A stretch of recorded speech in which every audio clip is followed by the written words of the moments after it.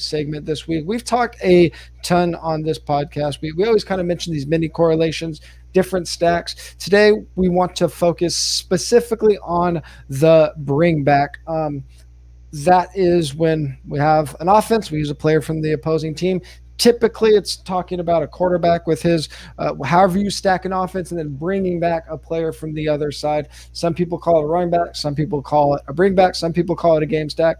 Apparently, it's a super hot topic in the fantasy DFS world right now. I just thought it was another thing we were going to talk about, but apparently there's a lot of debate over whether or not to use it. Like you said, probably it has to do with just the fact that if you look at something like the GPP reviews that we do every week, that there have been a lot of successful lineups that haven't been using a bring back, whereas there was maybe a narrative leading up to at least this season over the last couple of years that like just get as many players in from the top games as possible. So let's just get into it a little bit. Like when you're talking about a bring back, what are you looking at in bring backs, or how would you maybe define a bring back or the key correlations of a bring back? Yeah, I would definitely say that the bring back option does not always have to include the quarterback, but the traditional version does include a quarterback stack and then bringing it back with the other team on the other side. But really, the key correlation we're talking about here is one we don't actually get to use directly in NFL DFS. That is the quarterback and their opposing quarterback. When we look at our player correlations tools, the quarterback and their opposing quarterback is one of the highest correlations. And when you think about the amount of fantasy points scored, then it starts to be, you have to start to consider it the most important correlation. It is incredibly high. And the quarterback wide receiver correlations, as everyone knows at this point, are also through the roof. So that's the reason and the math behind why we're constantly trying to get players from the other side when our quarterback and one of our receiving options hit. Now, we've started to vary that over the last few years, which means including running backs really on both sides of the ball. We could sometimes include quarterbacks and running backs, and we've talked about in previous game theory segments when to do that. But the run back option can also be a running back. The short answer is we're just trying to collect fantasy points here, and game stacks exist because game environments can vary from game to game. Games occur with, and what I mean by game environment is the way that the two teams play, specifically the two offenses, often influence each other, creating situations where many more fantasy points can be scored in one game than another. And so collecting players from that positive game environment is usually the most advantageous part, and that's why we're stacking. Yeah, and that positive game environment, I think, is I think it's where people can really get lost in the idea of game stacks, or bring backs, because as you mentioned, we have these player correlations that we definitely lean on, but I do think people have a really tough time understanding how points are actually scored in fantasy and where these correlations take place, because when we do have this super positive game environments, or where we would expect these games to be are the games with these huge spreads, a lot of times like there isn't an environment for the opponents to have a good fantasy game, whereas the game environments where there is actually true shootout potential, like the Eagles and the Chargers this week, the games with the high over-unders but the small spreads, that's where we can often find the potential for these bring-back candidates. So there are quite a few correlations, like you mentioned quarterback, just basically the opposing passing game, but what are some of the specific correlations that you notice when we're talking about players and their opponents? Sure. Yeah. Some of the big ones here, I talk about the big four correlations. The opposing quarterback, when you're playing a player, and their opposing wide receiver has a 0.62 correlation. And that number doesn't really change if the spread changes or the outcome of the game changes. And the next closest is the quarterback and the opposing tight end. So that is at a 0.37, so significantly lower. But compared to other correlations in fantasy football, that's extremely high still. And so ultimately, we're capturing players who consistently do well together. That traditionally means quarterback and their pass catchers. But as the NFL starts to change and players like Alvin Kamara and DeAndre Swift or players with immense ceilings like Nick Chubb or Derrick Henry, we're also adding them into these stacks. Whereas I actually noted that quarterback and opposing running back has a 0.02 correlation, meaning it is essentially random. But that means we don't have to go away from it at any time. So I think we'll get into this a little bit as we go further down here. But I think of it in terms of player blocks, thinking of it in terms of almost one salary block of players. And I think you have a different phraseology for it, thinking of it as one player, but that's essentially the same thing. Yeah, and I'll actually get back to that running back concept if we actually look at it at a more granular level. But I do want to talk about, you mentioned that I don't want to gloss over the tight end correlation with the quarterback or with the opposing quarterback.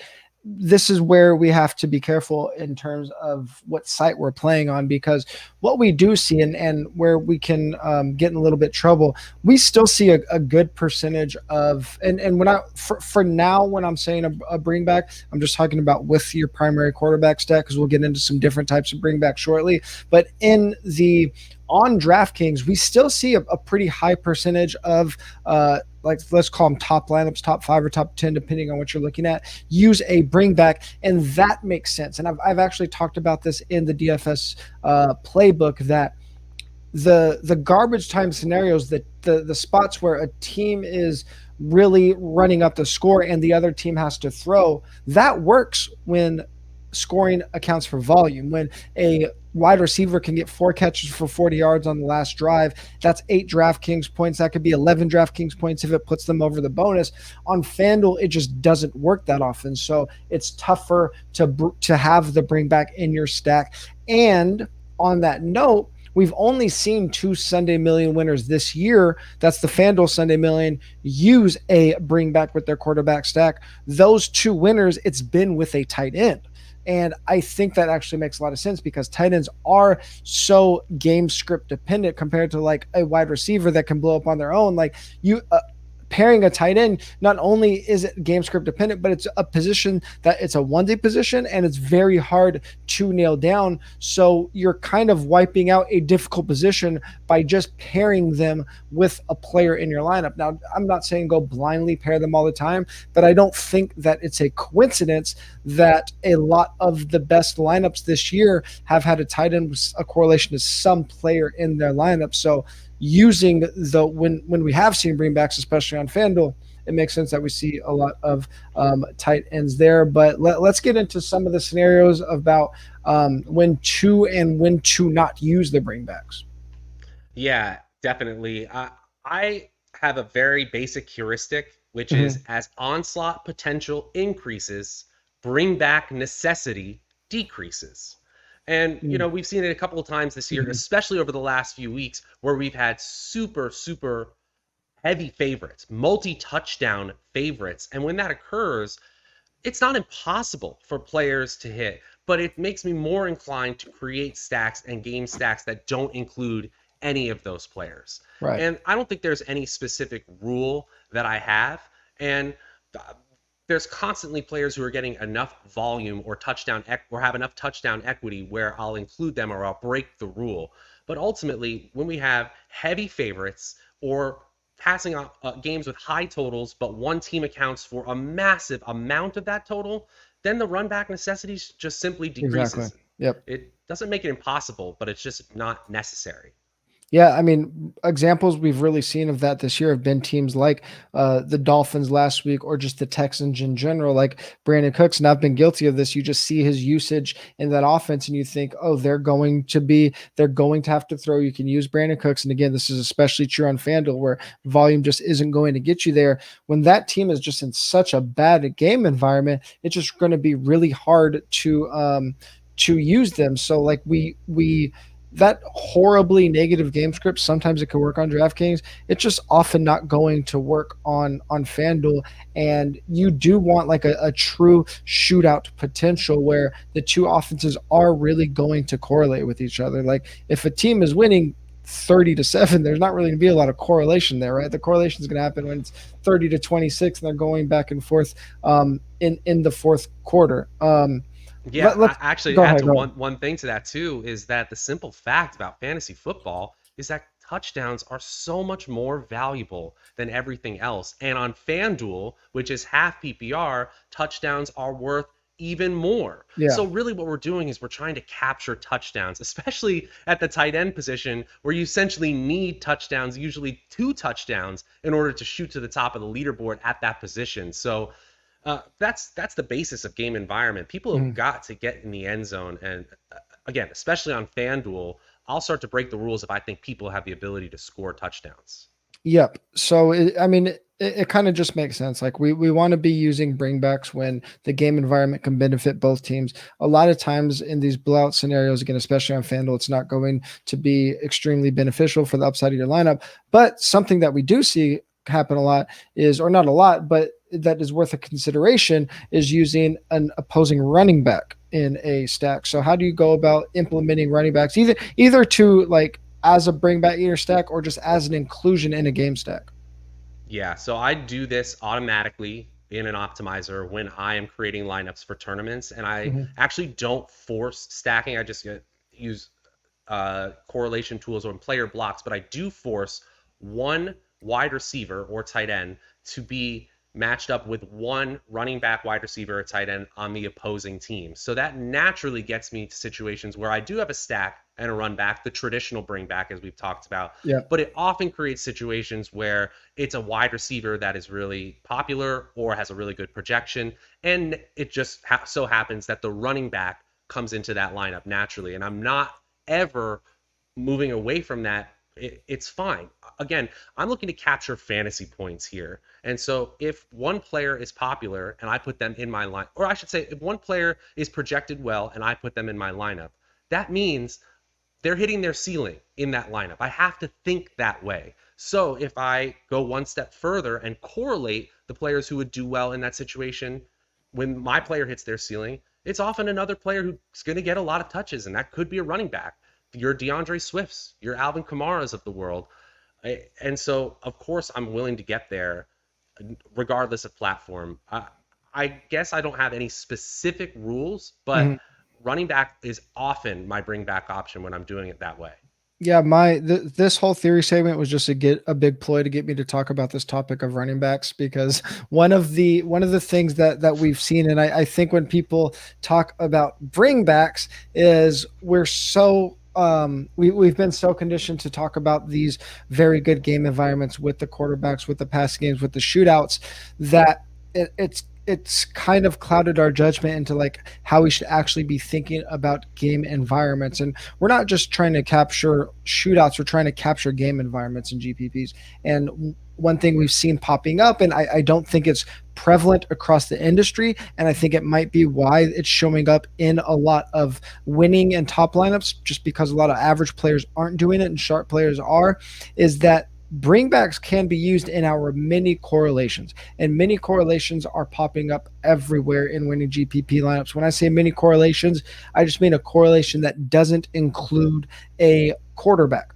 One of the most popular ones for the past couple of years has been running back defense. That's very intuitive. If a running back is having a good game, his defense is probably going to have a good game, or vice versa, because when your defense is having a game, holding the opponents to low scores, you're up by a lot. Your running back gets to pound the rock late in the game. That is still very viable, still popping up. But another one that I've really seen pop up this year, running back and opposing pass catcher. And going back to your point about how running backs and opposing pass games correlate, that is true on the league-wide level. Now, if we talk about narrowing it down to the game environments that we typically target the most, those being the high-scoring games, we actually see that at least this year, running backs correlate higher with opposing passing games than quarterbacks do with opposing passing games. And in the 4for4 correlation tool, that is a very specific filter. That's filtered for games with an over-under of at least 50 and for teams that are favored by at least 3 points. So it does narrow the sample size a little bit. But if you think about if we're trying to capture a game environment, what's going to be easier to do? Is it going to be easier to find a true shootout where maybe we only have one or two of those options every single week, where both offenses are completely going off and neither of them has a bad day? Or is it going to be easier to find a game where a team really only has to get up by more than 7 points, where they're featuring their running back, and the other team only needs one of their wide receivers or pass catchers to be going off as well? I think the latter situation is going to happen way more often. Is it always going to be easy to pick those exact players? No, but the scenario capturing that game environment, I think you're going to have a lot more opportunities for that every single week. And I think it's why we're seeing so many of these pop up. So I do think the running back is a very vital part to stacking success and specifically to bring back success. I just think it falls outside the realm of what we have traditionally been talking about with the bring back. So if you're listening to this, go ahead. No, go ahead. I'm really curious if that has to do with a little bit, not to say that it's randomness, but specifically we've commented on it before, some really strange slates where massive favorites. And I was just looking at some of the stats here about FanDuel. Actually, they have less in holdings than they expected because all of those favorites kept winning, and and that trickled down to fantasy scoring. You know, we saw the Rams dominate every time that they were projected to dominate. None of these big underdogs really put up a fight in these. And so I'm wondering if we're going to see that switch back. But to continue on the process here of thinking about or thinking outside positions, one thing I've really started to move away from is putting player blocks together that involve quarterback at all. You know, sometimes when it's a rushing quarterback and they're in a smash spot, that's one thing. But to think about player blocks, quarterback agnostic, has actually increased my creativity, in my opinion, because then I can start to say, well, sometimes I'll add a quarterback from this game, adding to the correlation, and maybe I'll add another pass catcher and make it a really big stack and put it in a single entry, or I'll limit the correlation, keep it to just 2 or 3 players. And again, that can include a running back, as we said. So especially if they're pass catching and getting goal line work, I'm always willing to play the player in a stack. And that kind of ties into what my next point was going to be, is like the alternative to the bring back. So even when we are like even though we've seen, especially on FanDuel, more lineups not using a bring back, especially this year, we haven't seen fewer correlated players. Like we always, like the average on both FanDuel and DraftKings always falls around like 5 or 6 correlated players in the lineup. In the past, that's maybe been like 4 players from one game and 1 or 2 players, or 2 players from another game. Instead of a bring back, we can use multiple mini correlations. So maybe you only use a quarterback and wide receiver, but then you also have a running back defense and a running back with an opposing pass catcher. So instead of a bring back, using more mini correlations, so you still have a very correlated lineup, but just not correlated in one game. So yeah, maybe we're not going to get that game environment perfect with 4 or 5 players, but we're still not trying to hit 9 players individually, right? We're like, we want 3 games to hit how we expect it to, and then we only need 2 one-offs to hit or 3 one-offs to hit. So targeting multiple mini correlations. And then another idea, and this kind of goes back to your point about, if the game environment is like a blowout scenario and everybody is rolling out, like, I don't know, say bringing back a Brandon Cooks in a game where Texans are expected to get blowout, if that's going to be like the popular bring back, look at the same salary and just like bring it back with, instead of bringing it back, just pivot to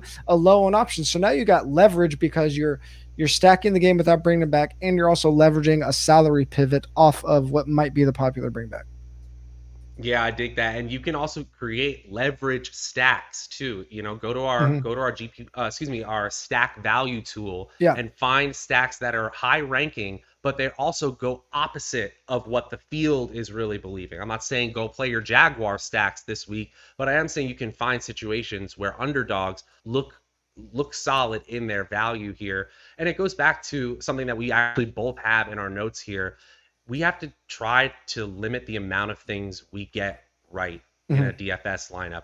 Maybe in a millionaire maker lineup, we need to get all 9 pieces of our lineup exactly correct. We're going to use slightly less correlations in that situation. But for the most part, when we use these chunks of players, these mini or maximum correlations, we're really just limiting the amount of things we have to get right. So when they do hit, we have huge days. Yep, you called it the player block, and I just kind of try to think about it as a single player, right? We have to get fewer things right. So if we think of our stack as a player, what do we think about with players? We think of how much salary they're spending, how popular they're going to be, and what their ceiling needs to be to account for the ownership and the salary, right? So if you're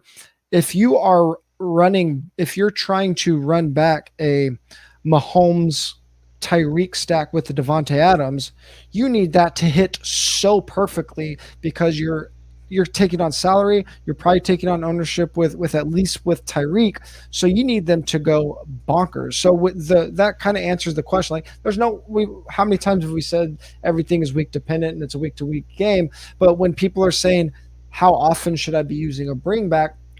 We're not going to be able to give you a perfect percentage or how many times you should do it. What we can tell you is what are you going to be thinking about. So how much salary are you allocating and how much ownership are you allocating? Like last week, the millionaire lineup had a bring back of Carson Wentz, Michael Pittman, and AJ Brown.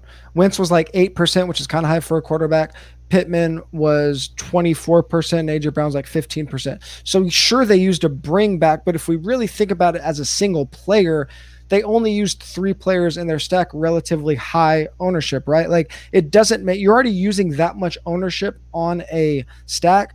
It's going to be pretty hard to add a 4th player in that when you're already accounting for that much ownership. Like you need to hit perfectly. Like it still hit kind of perfect, but they're only using 3 players. They still have 6 other players in the lineup. So account for salary, account for ownership, think about it as one being, if you will. And like, what do you need to hit? And if the less things you need, the less ownership, the less salary you're spending on it, probably more you can go with it. Any last thoughts on the bring back?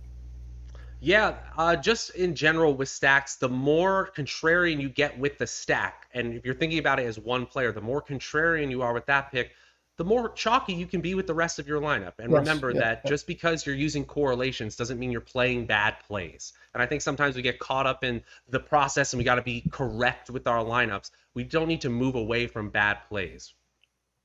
Yeah. Oh, excuse me. We do need to move away from bad plays. Yeah. That's a really good a really good bow on it. So